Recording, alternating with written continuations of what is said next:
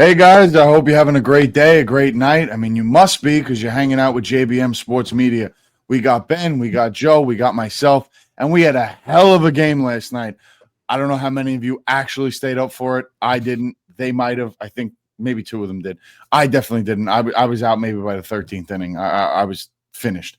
But really, what a game three. Incredible. And for those that are complaining that this game went 18 innings, grow up.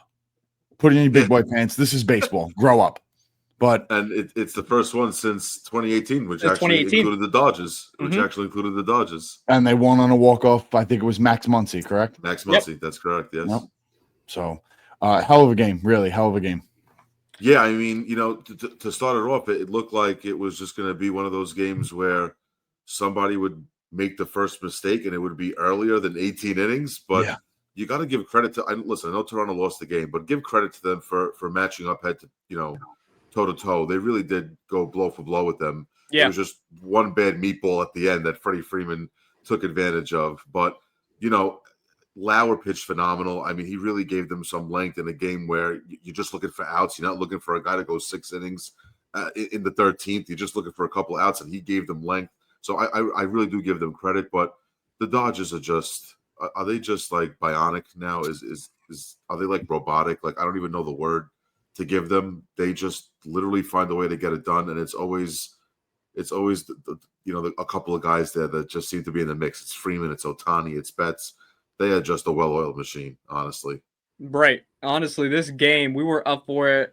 It was 2 in my time, 3 in JV's time. Yeah. And we were up literally waiting because we were actually going to record the review right after. We were just waiting for the game to be over.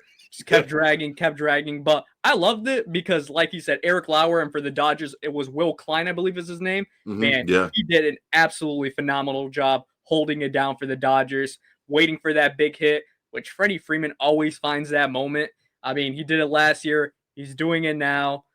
I mean, I don't know. This game was simply put a World Series classic. I mean, I'll say it right now. It's a classic because it was. They were battling pitching-wise, Lauer, Klein. Even before that, I believe it was who was the one that gave up the walk-off to Freeman? I think it was Little, right? I think it was Little. It was Little. Okay, correct. It was Little, but the Dodgers had another pitcher. I think it was Enrique or Hernandez, whatever his name is. Enriquez, yes. Enriquez. There we go. He was throwing flame. Mm-hmm. Flamethrowers he was throwing. Yeah. 101, and I think it was like maybe a month that he didn't pitch. Yeah, about maybe 3 weeks.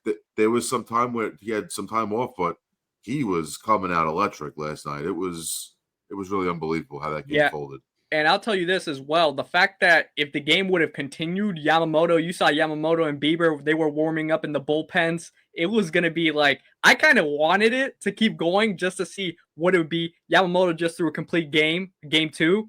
Imagine him having to come in game 3. That's crazy. Absolutely crazy.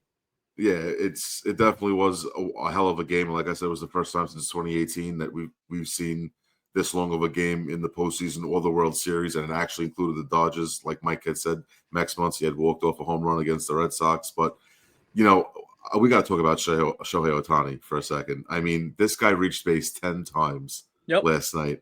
He was 4 for 4 with 2 home runs. I mean, if he would have potentially had to come in and pitch, that would have just put the icing on the cake to probably another top World Series performance that we've ever seen. And then I do want to say, correct me if I'm wrong, did he get intentionally walked 4 times yesterday? One. I think he walked. I think he walked 2. He was intentionally walked 5 times. I say 5 because this last one, they didn't pitch one pitch to him in the zone. Yeah, it was okay. So they pitched around him, quote unquote. Yeah, they pitched around him, but it was definitely an intentional walk. It was just not giving him the free pass. So he gets on base 10 times, which I think is the first time ever done in a World Series game. Probably in a postseason game as well. I don't think there's anybody that's ever reached base 10 times in a postseason game. So this guy just continuously proves that he is the cream of the crop when it comes to wearing the crown in the MLB. I'm sorry. There's just nothing like him. We'll never see anything like this again. People that go to games, I really hope that they understand what they're witnessing and what they're watching, because this is just greatness in in every aspect of the word. I mean, there's nothing short of what we're seeing as greatness right now. Otani has been like, I mean, you can go on forever about this guy. It is insane. He's on the potential to maybe make some postseason history. As of last night, he is now tied for second all time with the most home runs in a single postseason with 8. There's a ton of guys that are on that list, including the likes of Corey Seager, Nelson Cruz, Carlos Beltran, if you guys remember that from the mid-2000s. Barry Bonds actually on that list, Adolis Garcia, but the record is 10, held by Randy Arozarena. He did that in 2020. So we might be on some more history from this guy with an incredible postseason. I mean, we just witnessed, a week ago, the greatest performance in professional sports history. Hit 3 home runs, struck out 10 batters as a pitcher. He's on the mound again tonight. Yep. If he duplicates that, which I don't think is possible, but I mean, it's Shohei Ohtani. I mean, it's really insane what this guy is capable of. So, you know, we might be on some history watch, you know, throughout the rest of this postseason. I mean, listen, if the Blue Jays could potentially force a 7, the Dodgers in the force in a 7, we'll see what happens after tonight's game. But I mean, we really could see something special, you know, and a lot of people that noticed, you know, I've had some conversations, just casual conversations, don't realize that Ohtani is having a fantastic postseason. They just think he had the one great game. And it's like, no, he's being Ohtani. He's being Ohtani. The regular season Ohtani is translated into the postseasons. For all those naysayers that, you know, last year tried to say, well, he didn't hit in the World Series. He hurt his shoulder in game 1 trying to steal a base. You know, so that clearly affected his play. I mean, there's no issue now. He's clearly performing on both sides of the ball. I mean, realistically, Toronto did what they had to do in extras to keep him out of it. I know it looks ridiculous, that graphic, to see that he walked that many times in extra innings and he reached base as much as he did. But at this point, you don't want this guy to beat you. You don't. And you listen, if he comes up with the bases loaded, you don't have a choice, especially in a walk-off scenario. It is what it is. And at that point, you know, you let your best guy. And then obviously Freeman walked it off. He's now had 2 back-to-back World Series, 2024 and 2025 with a walk-off home run. That is an incredible feat. I mean, this lineup is just stacked top to bottom. Kike Hernandez turns into Babe Ruth / Barry Bonds / Shohei Ohtani in the postseason. Max Muncy always seems to be in the mix. Mookie Betts is Mookie Betts. I don't care if this guy has a down year. I don't care if he's hitting 150. He is a threat at all times. And, I mean, this lineup is just stacked. But you know what, Jay, you hit it in the nail on the head. Toronto is doing their absolute best to keep them at bay, and they're doing a pretty decent job so far, even though they're down 2-1. Yeah, I mean, Toronto's definitely giving them a run for their money compared to no other team. I mean, the Brewers obviously, no disrespect, bro, that they got swept out of the building, you know, and then they played the Reds, and the Reds stood no chance. And you know, Toronto's been the only team that's really given them a run for their money. And you got to give them props to that. But I did say last night, it was like the 12th inning, maybe the 13th. I said, whoever wins this game is winning the World Series. And I stand on that. And if Toronto would have won, I picked, you know, the Dodgers winning in 6. But last night, whoever wins that game, I would have stood on the only hill by myself if that was the case, that whoever wins that game is winning the series. And I do think now the Dodgers are going to win this World Series. That was just such a huge game, sucking the life out of whatever team was going to get sucked the life out of. And unfortunately, it happens to be Toronto. But I'm taking the Dodgers to go all the way now. Yeah, I think that's a fair assessment. I mean, look, that was a great win by the Dodgers. They're now 2 wins away from the World Series. Heading into Game 4, Bieber on the mound, Ohtani on the mound.